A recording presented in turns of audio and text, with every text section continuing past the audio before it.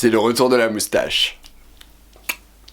L'ire appartient à ceux qui se lèvent à l'heure où je me couche.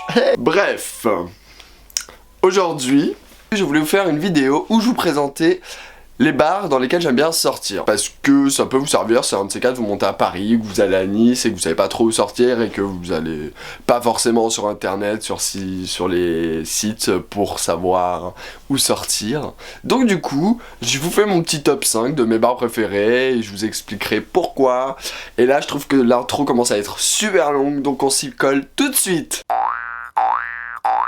Le Cox, donc c'est un peu le repère des beers pour la plupart des gens.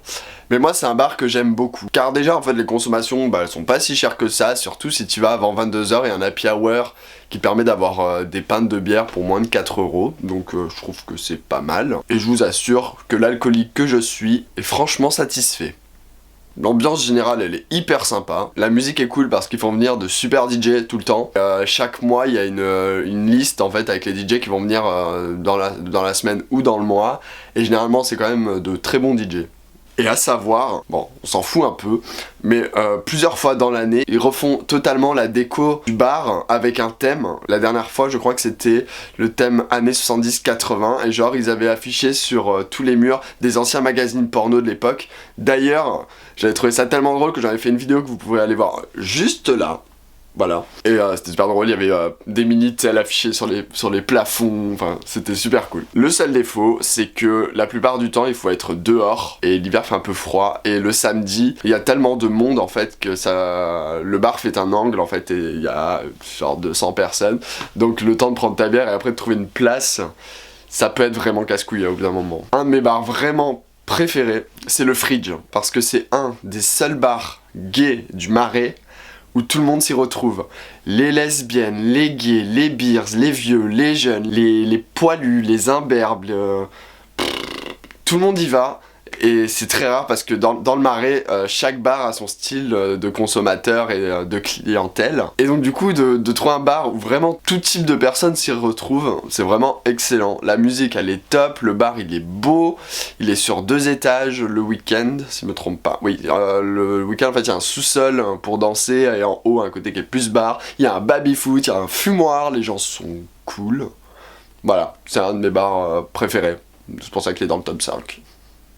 Et en plus, pareil, les consommations ne sont pas très chères parce qu'il y a aussi un happy hour, mais bon à Paris il y a des happy hours partout. Mais il y a des happy hours qui te permettent d'acheter une consommation et d'en avoir une offerte, donc du coup ça te permet, si t'as pas de grands moyens, de pouvoir passer une bonne soirée avec un taux d'alcoolémie très élevé. Pour le bar, je vais mettre mes lunettes pour me donner un petit côté intellectuel, parce que c'est un bar d'intellectuels, voilà. Et ce n'est pas des moindres car c'est le Duplex. Donc le Duplex c'est vraiment un bar dans lequel je suis beaucoup sorti quand je suis arrivé à Paris parce que j'avais du mal avec le milieu gay parisien à l'époque, voilà, parce que je connaissais pas encore beaucoup de monde, donc du coup j'avais du mal à me mélanger. Bref. Donc le Duplex c'est un petit bar qui est un peu excentré du centre du Marais. C'est totalement le contraire du milieu gay, c'est-à-dire que l'idée du bar n'est pas axée sur la superficialité, mais vraiment sur la personnalité des gens. Donc du coup, c'est un petit repère un peu artiste où il y a des écrivains, des comédiens, des musiciens, beaucoup de musiciens, et autres, des professeurs aussi, mais bon, ça c'est pas très artiste. Et donc du coup, je crois que j'ai jamais eu des conversations aussi intéressantes que quand j'allais là-bas, et en plus je me sentais vraiment intelligent de pouvoir avoir des discussions avec des gens comme ça, donc du coup, ça flatte l'ego et j'aime bien.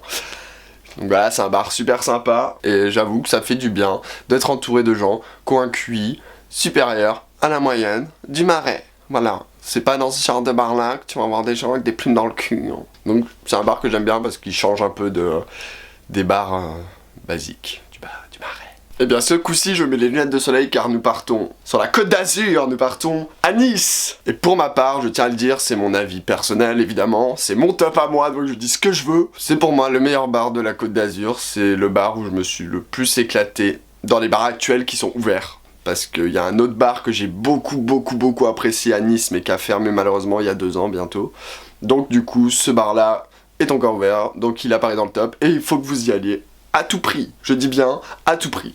Ça s'appelle le Glam.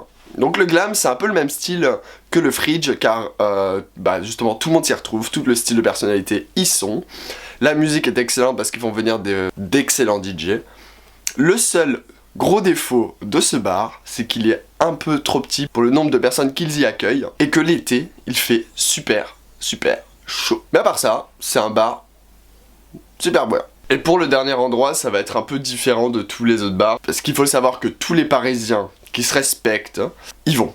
C'est le rendez-vous du dimanche à Paris. Vous l'avez compris, je parle des Buttes Chaumont et du bar Le Rosa Bonheur. Il faut savoir que dès que le soleil apparaît à Paris, oh la super phrase, tout le monde sort dans les parcs, tout le monde va se poser. Et donc, deux femmes ont été intelligentes et se sont dit, et si on ouvrait un bar dans un parc aux Buttes Chaumont? Donc ils l'ont fait, et c'est super bien. Donc en fait, vous êtes en haut des buttes. Ça ouvre vers 14-15 heures je crois. Le seul gros défaut de cet endroit, c'est qu'il y a une file d'attente qui peut durer des heures. Et donc tu n'es même pas sûr de pouvoir rentrer, donc je vous conseille d'y aller très tôt. Donc ce bar, c'est une sorte de grande maison en fait, avec des endroits pour manger, l'apéritif, je crois qu'il y a un billard ou des baby-foot dans une autre pièce. Dehors il y a une grande terrasse. Où vous pouvez boire votre verre au soleil tout simplement. Les gens sont sympas, c'est assez convivial, c'est un bon endroit, voilà, je vous conseille d'y aller tôt, ou alors si vous avez de la chance et qu'il n'y a pas de file d'attente, mais bon ça m'étonnerait. Et le Rosa Bonheur existe aussi sur les quais de Seine, mais c'est quand même un peu moins gai. Sur les quais de Seine, c'est sur une péniche, donc le concept est assez cool, mais il y a le même défaut, c'est que la file d'attente est extrêmement longue. Mais ce qui est cool, c'est qu'il y a aussi en face de cette péniche-là d'autres bars à disposition où vous pouvez quand même picoler et manger de la pizza et tout en étant pas sur le bateau. Mais les gens sont les mêmes, donc du coup les gens que vous allez rencontrer sont aussi cool en dehors du bateau que sur le bateau. Donc c'est un endroit assez sympathique. Voilà, donc j'espère que ce genre de vidéo vous a plu, parce que je pourrais faire des tops sur plusieurs choses. Merci, parce qu'on est en train d'arriver à 4000 abonnés, donc c'est déjà, je trouve, un bon score. Je pensais pas qu'en lançant ma chaîne il y a quelques mois, j'arriverais déjà à 4000 en moins d'un an, parce que je crois que c'est quand même pas trop mal, hein. Pour les nouveaux, eh bien, bienvenue sur ma chaîne. Je vous invite à vous abonner à ma chaîne YouTube, parce que, bah, on va essayer de faire péter un peu plus le score, hein. Un petit 5000 pour les 1 an de la chaîne, ça peut être super. À me rejoindre sur ma page Facebook parce que c'est là où je mets les dernières informations concernant la chaîne et les vidéos. Et surtout l'endroit où vous pouvez me contacter par message privé. Avec modération les gars, parce que je suis tout seul à lire tout ça, donc soit vous m'envoyez tous des messages mais je vais mettre 6 mois à vous répondre, soit vous m'envoyez un message parce que c'est vraiment important. Donc voilà, c'est sur la page Facebook que vous pouvez me contacter. Et à me rejoindre sur Twitter parce que c'est là où je déballe toutes mes conneries qui me passent par la tête et donc je crois que je pense que c'est le réseau social où je suis le plus actif, voilà. Donc c'est Andrew Ege. Je vous souhaite encore une bonne année 2016, bien qu'on ait déjà perdu 2 personnalités qui m'étaient très chères, un super comédien et un super chanteur. RIP. A très bientôt et prenez soin de vous.